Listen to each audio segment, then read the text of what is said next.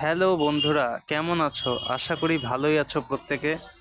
আজকে চলে এসেছে আমাদের খুব সুন্দর সুইট দুটি ছোট ছোট পাখির কাছে, একটি সিগ্রিন ও একটি হলুদ কালারের, যেগুলো আমরা সাধারণত বাজরি পাখি বা বদ্রি পাখি হিসেবে চিনি।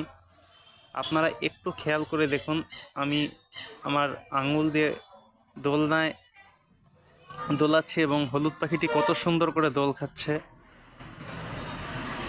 এই পাখিগুলোকে একটু যত্ন করলেই এত পোষ মানে যে আপনি যখনই আপনাকে দেখবে খাঁচার সামনে তখনই পাখিগুলো ডেকে উঠবে।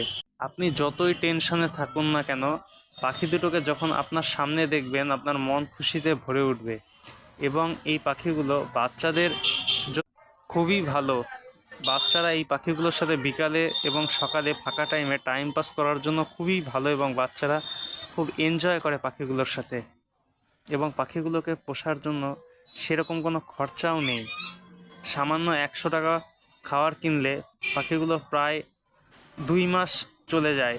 এই পাখিগুলো সাধারণত পাখির যে খাবার হয় শস্যের দানা, সেগুলোই খায়। এছাড়া আপনি বাড়িতে তুলসী পাতা, বিভিন্ন ধরনের শাক দিতে পারেন এবং পাখিগুলো সেগুলো খুব ভালোভাবে খাবে। এবং পাখি পোষা আপনার ঘরের জন্য এবং পরিবেশের